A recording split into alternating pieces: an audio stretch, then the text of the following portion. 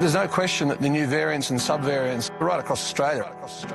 The short message here is we have to live with COVID. In the last week, Queensland has seen a 32% increase in recorded cases. Victoria has seen a 63% increase, and New South Wales a 59% spike. That's a massive under-assessment because there's no longer compulsory for people to record their rapid antigen tests. Hospitalisations up as well in Queensland, doubling in just 7 days. And it's all thanks to the latest additions to the Omicron family, XBB and BQ1.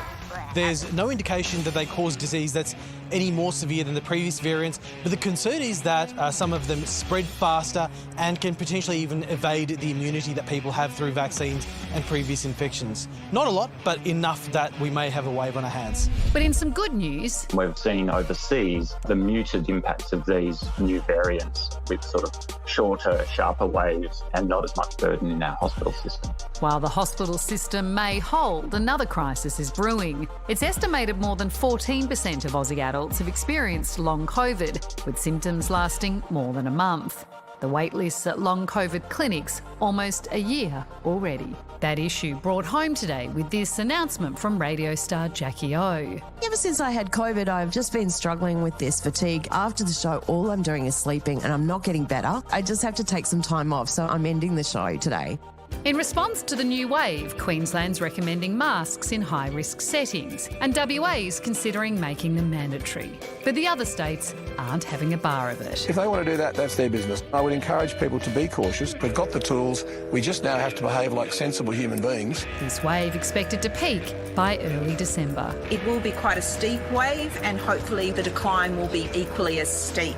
So with experts predicting waves to go on for up to 10 years, is this just what living with COVID looks like? Oh, yeah. The thing about this is no one's testing anymore. So the numbers that you see every week, and they're only coming out once a week now on a Friday, they must be minuscule compared to how much COVID's actually there. They've admitted, yeah.